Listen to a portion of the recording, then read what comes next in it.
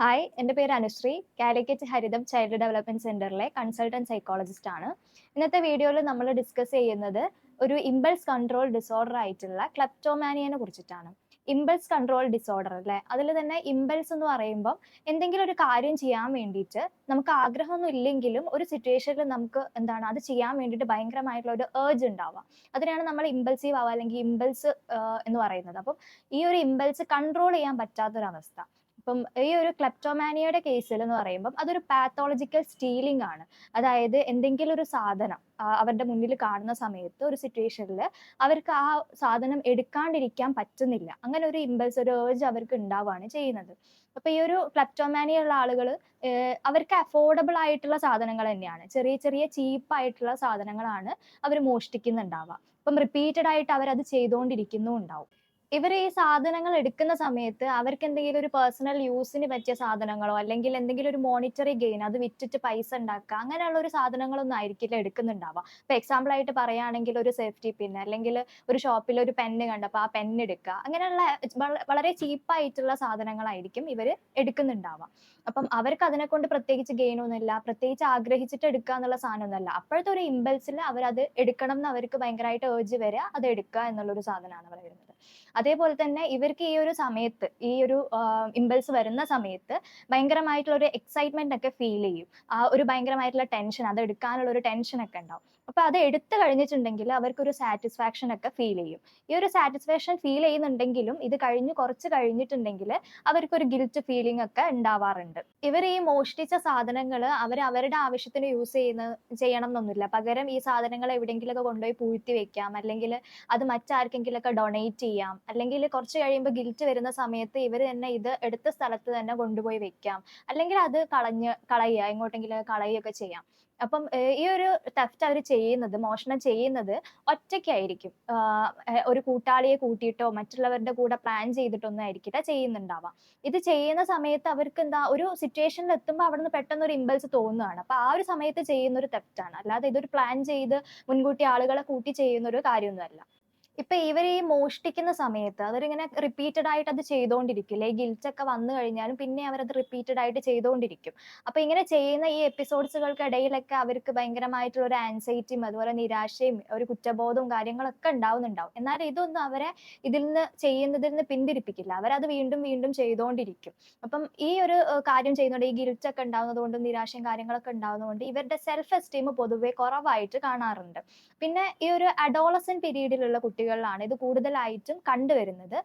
ഒരു late adolescent അതുപോലെ അഡൾട്ട്ഹുഡിലേക്ക് എത്തുന്ന സമയത്തും ഇത് കാണാറുണ്ട്, ചൈൽഡ്ഹുഡിലും കാണാറുണ്ട്. എന്നാലും ഈ ഒരു അഡോളസെന്റ് പീരീഡിലുള്ളവരിലാണ് കൂടുതലായിട്ടും ഈ ഒരു ക്ലെപ്റ്റോമാനിയ കണ്ടുവരുന്നത്. ഇപ്പൊ ഈ ക്ലെപ്റ്റോമാനിയ ഉള്ള ആളുകളിൽ ഇതിനൊപ്പം വരാൻ സാധ്യതയുള്ള മറ്റ് ഡിസോർഡേഴ്സ് ആണ് മൂഡ് ഡിസോർഡേഴ്സ് ആയിട്ടുള്ള ഡിപ്രഷൻ പോലുള്ള കാര്യങ്ങൾ, അതുപോലെ ആൻസൈറ്റി ഡിസോർഡേഴ്സ്, പിന്നെ പാത്തോളജിക്കൽ ഗാംബ്ലിംഗ്, ഈറ്റിംഗ് ഡിസോർഡേഴ്സ് ഒക്കെ ഇതിനൊപ്പം വരാനുള്ള സാധ്യതയുണ്ട്. ഇപ്പം ഈ സ്ട്രെസ് കൂടുന്ന സമയങ്ങളിൽ ഈ ഒരു തെഫ്റ്റിനുള്ള ടെൻഡൻസി ആളുകൾക്ക് കൂടുതലായിട്ട് കാണുന്നുണ്ട് എന്ന് സ്റ്റഡീസിലൊക്കെ പറയുന്നുണ്ട്.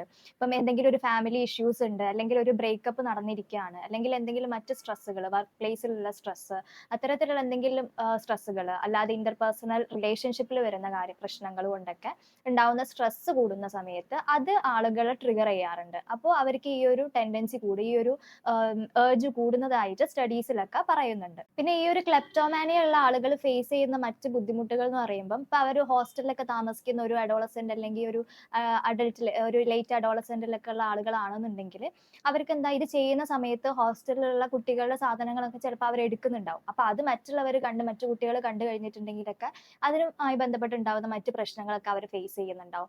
അപ്പൊ ഇതുപോലുള്ള കാര്യങ്ങളൊക്കെ അവർ ചെയ്യുന്ന സമയത്ത് ചിലപ്പോൾ CCTVയിലൊക്കെ അത് കുടുങ്ങുകയൊക്കെ ചെയ്യും അല്ലെ.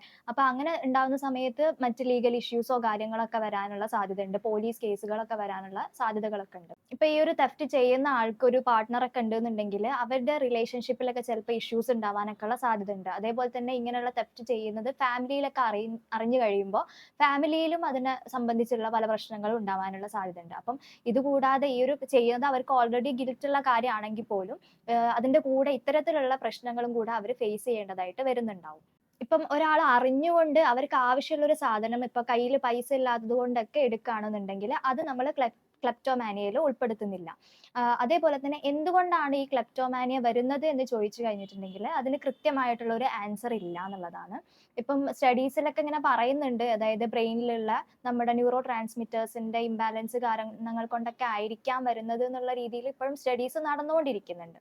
ഇനി ഈ ഒരു ക്ലെപ്റ്റോമാനിയുടെ ട്രീറ്റ്മെന്റ് നോക്കുകയാണെന്നുണ്ടെങ്കിൽ നമ്മൾ സൈക്കോതെറാപ്പി തന്നെയാണ് യൂസ് ചെയ്യുന്നത്. അതിൽ തന്നെ അവർക്ക് ഇൻസൈറ്റ് ഓറിയന്റഡ് ആയിട്ടുള്ള സൈക്കോതെറാപ്പിയാണ് നമ്മൾ ഫോക്കസ് ചെയ്യുക. അതായത് അവർ ചെയ്യുന്ന കാര്യങ്ങൾ എന്താണ്, അതിന്റെ കോൺസിക്വൻസസ് എന്തൊക്കെയാണെന്നുള്ളതിനെ പറ്റിയൊക്കെ അവർക്ക് നല്ലൊരു തിരിച്ചറിവുണ്ടെങ്കിൽ മാത്രമേ നമ്മുടെ സൈക്കോതെറാപ്പി മുന്നോട്ട് പോവുള്ളൂ. അപ്പം അവർക്ക് അതിനെ പറ്റിയിട്ടുള്ള ഒരു ഇൻസൈറ്റ് ഉണ്ടാവണം.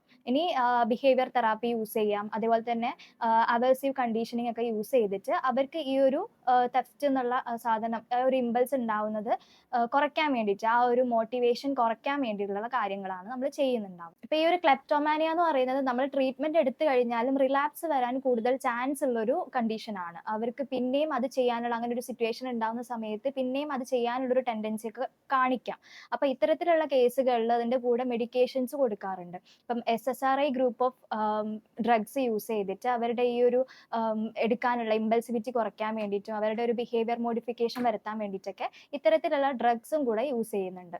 ഈ തെഫ്റ്റ് ചെയ്യുന്നത് ഒരു തെറ്റായ കാര്യമാണ് എന്നുള്ളത് കൊണ്ട് തന്നെ ഈ ഒരു ചെയ്യുന്ന ആളുകൾ പലപ്പോഴും ഇതിന് ട്രീറ്റ്മെന്റ് സ്വയം എടുക്കാൻ തയ്യാറാവാറില്ല. പലപ്പോഴും ഇത് മറ്റുള്ള ആരെങ്കിലുമൊക്കെ ഈ ഒരു ചെയ്യുന്നത് കണ്ടിട്ട് പിടിക്കപ്പെടുന്ന സമയത്തൊക്കെ ട്രീറ്റ്മെന്റിന് കൊണ്ടുവരിക എന്നുള്ള ഒരു കാര്യമൊക്കെയാണ് കൂടുതൽ നടക്കുന്നത്. അപ്പം ഈ ഒരു കാര്യം അവർ ചെയ്യുന്നതായിട്ട് മറ്റുള്ളവർ ഒബ്സർവ് ചെയ്യുകയോ അല്ലെങ്കിൽ സ്വയം മനസ്സിലാക്കിയിട്ടോ ഇതിന് പെട്ടെന്ന് തന്നെ ട്രീറ്റ്മെന്റ് എടുക്കുക എന്നുള്ളതാണ് ചെയ്യേണ്ട കാര്യം. അപ്പം നമ്മൾ വൈകുന്നതിനനുസരിച്ച് നമുക്ക് ഈ ഒരു ഇമ്പൾസ് കൺട്രോൾ ചെയ്യാനുള്ള ഒരു എബിലിറ്റി കുറഞ്ഞുകൊണ്ടിരിക്കുക ചെയ്യുക. അപ്പോൾ നമുക്ക് പെട്ടെന്ന് തന്നെ ട്രീറ്റ്മെന്റ് എടുക്കുക എന്നുള്ളത് വളരെ ഇമ്പോർട്ടന്റ് ആണ്. അതേപോലെ തന്നെ നമ്മൾ പറഞ്ഞ പോലെ ഇതിന്റെ കൂടെ വരാൻ സാധ്യതയുള്ള ഡിപ്രഷന്, ആൻസൈറ്റി, ഇത്തരത്തിലുള്ള കാര്യങ്ങളും കൂടെ ഉണ്ടെന്നുണ്ടെങ്കിൽ അതും കൂടെ ട്രീറ്റ് ചെയ്യപ്പെടുക എന്നുള്ളത് വളരെ ഇമ്പോർട്ടന്റ് ആണ്.